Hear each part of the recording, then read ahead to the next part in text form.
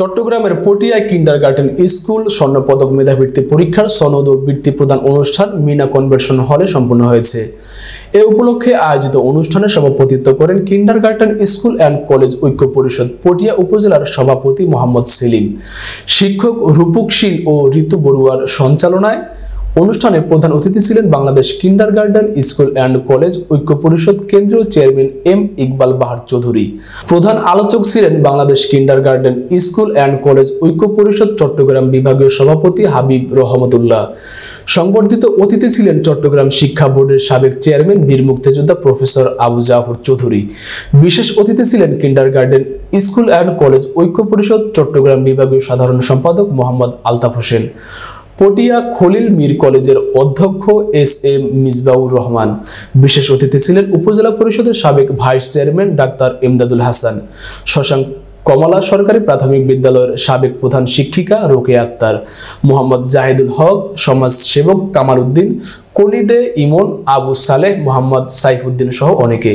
এতে প্রধান অতিথি Bangladesh kindergarten school and college ঐক্য পরিষদ কেন্দ্রীয় চেয়ারম্যান এম ইকবাল বাহার চৌধুরী বলেন, আলোকিত দেশ ও সমাজ গড়তে সুশিক্ষার মাধ্যমে সুনাগরিক তৈরি করতে হবে। এর জন্য পাঠ্যক্রমিক শিক্ষার পাশাপাশি সাধারণ জ্ঞান অর্জন করার উপর গুরুত্বারোপ করেন। সেই জন্য কি করতে হবে? আমরা যদি আগামী প্রোগ্রামে সবাই স্বর্ণ পদক পেতে চাই, সেজন্য আমাদের কি করতে হবে? বেশি করে লেখাপড়া করতে হবে। সবার আগে আম্মাপুর কথা শুনতে হবে। কার কথা শুনতে হবে? এবং এই প্রথম স্বর্ণ পদক মেধাবৃত্তি পরীক্ষা। স্বর্ণ পদক নামটা শুনতে একটু অত্যন্ত খুবই ভালো লাগে। বাচ্চারা চাই তারা তাদের মনোনয়নের মাধ্যমে লেখাপড়া করে তাদের পরীক্ষার মাধ্যমে তারা একটি স্বর্ণপদক অর্জন করবে, এবং তাই হয়েছে।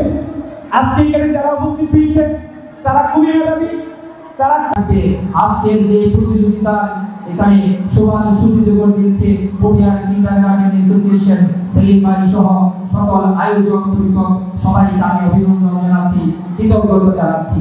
আমাকে এখানে যোগ্যতা বলার সুযোগ দেওয়ার জন্য আমি আবার কৃতজ্ঞতা জানাচ্ছি। আমার কথা যারা শুনেছেন, আগে প্রত্যেক মহাদেশের ভালো খেলোয়াড়গুলো, ভালো দলগুলোকে আগে বাছাই করা হয়। বাছাই করা দল থেকে আবার নির্দিষ্ট 6টা-7টা দল নিয়ে সারা দেশে বিশ্বকাপ খেলা অনুষ্ঠিত হয়। ঠিক এমনিভাবে আমি মনে করি এখানে যারা বৃত্তিপ্রাপ্ত স্টুডেন্ট আছে এরা প্রত্যেক প্রতিষ্ঠানের, স্যার কয়টা প্রতিষ্ঠান? 17টা। স্কুল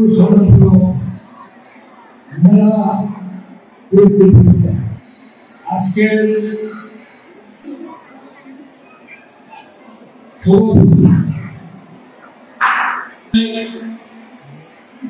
শিশু শিক্ষা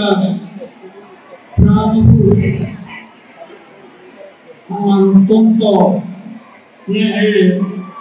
মোহাম্মদ সেলিম চ্যাম্পিয়ন হয়েছে আজকের অনুষ্ঠানের প্রধান অতিথি জনাব ইকবাল বাহার চৌধুরী স্যার মহোদয়কে